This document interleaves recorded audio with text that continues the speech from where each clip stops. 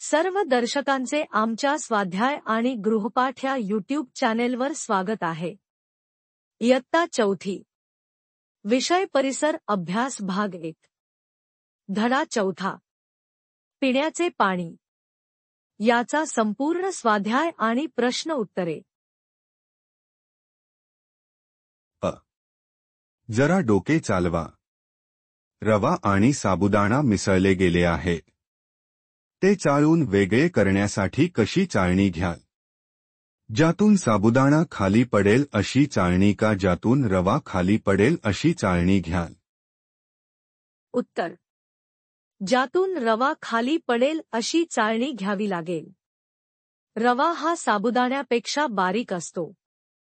जर साबुदाणा खाली पडेल अशी चाळणी घेतली तर रवा सुद्धा त्यातून खाली पडेल आणि त्यांना वेगळे करता येणार नाही। खालील प्रश्नांची उत्तरे द्या। 1. लिंबाचे सरबत कोणकोणत्या पदार्थाचे द्रावण आहे? उत्तर: लिंबाचे सरबत साखर, पाणी आणि मीठ यांचे द्रावण आहे। 2. पाणी स्वच्छ व पारदर्शक दिसत असले तरी ते पिण्यासाठी चांगले असेलच असे नाही। याचे कारण काय? उत्तर: सूक्ष्मजीव आकाराने खूप छोटे असून ते डोळ्यांनी दिसू शकत नाहीत। पाणी स्वच्छ व पारदर्शक दिसत असले तरी त्यात अपायकारक सूक्ष्मजीव असू शकतात। असे पाणी पिले तर ते अपायकारक सूक्ष्मजीव आपल्या शरीरात प्रवेश करतील व आपण आजारी पडू शकतो। 3. सरबत करताना साखर लवकर विरघळण्यासाठी आपण काय करतो? उत्तर: सरबत तयार करताना साखर लवकर विरघळण्यासाठी आपण ते मिश्रण साखर विरघळेपर्यंत ढवळतो। 4. तेल पाण्यात बुडते की पाण्यावर तरंगते? उत्तर: तेल पाण्यावर तरंगते। तक्ता भरा। 1. पाठातील बुडणे तरंगणे प्रयोग करताना मिळालेली माहिती पुढील तक्त्यात भरा। पाठात सांगितलेल्या वस्तूंशिवाय इतर वस्तू घेऊन तोच प्रयोग करा। त्यांची नावेही तक्त्यात योग्य ठिकाणी लिहा। पाठात सांगितलेल्या बुडणाऱ्या वस्तू: खोडरबर, टोकयंत्र, कर्कटक, स्टीलचा चमचा, खिळा, स्क्रू, नाणे, माती, खडे। पाठात सांगितलेल्या तरंगणाऱ्या वस्तू: प्लास्टिक स्केल, पेन्सिलचा तुकडा, रबर, प्लास्टिकचा छोटा चमचा, शेंगांची टरफले, काड्या, पाने। इतर बुडणाऱ्या वस्तू: स्टीलची पकड। इतर तरंगणाऱ्या वस्तू: थर्मोकॉल। 2. याचप्रमाणे पाठात दिलेला विरघळण्याचा प्रयोग आणखी काही पदार्थ घेऊन करा।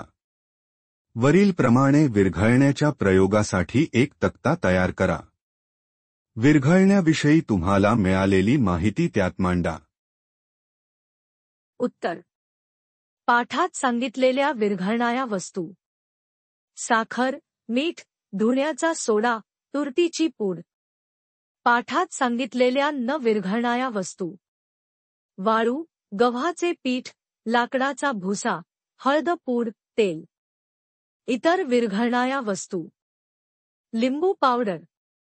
इतर न विरघळणाऱ्या वस्तू: काच।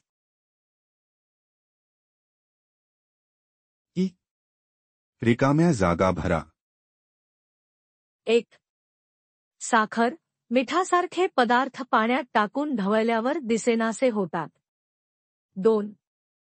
पाण्यात एखादा पदार्थ विरघळल्याने बनलेल्या मिश्रणाला द्रावण म्हणतात। 3. जलसंजीवनी हे उपयुक्त द्रावणांचे एक उदाहरण आहे। 4. सर्वच सूक्ष्मजीव उपयोगी नसतात। काही सूक्ष्मजीव शरीरात शिरल्यास आजार होऊ शकतात। 5. तरंगणाऱ्या वस्तू पाण्यापेक्षा हलक्या असतात, तर बुडणाऱ्या वस्तू पाण्यापेक्षा जड असतात. 6. गढूळ पाणी स्वच्छ करण्यासाठी त्यात तुरटी फिरवतात. उ. चूक की बरोबर सांगा. उत्तर 1. तुरटीची पूड पाण्यात विरघळत नाही. चूक. 2. पाण्यात सूक्ष्मजीव जगू शकत नाहीत. चूक. 3. गढूळ पाणी स्थिर राहिल्यास गाळ तळाशी जमतो. बरोबर. 4. खोडरभर पाण्यात तरंगते. चूक. 5. चहा गाळून त्यातील चोथा वेगळा करता येतो. बरोबर. उ. पाणी पारदर्शक होते म्हणजे काय होते? उत्तर.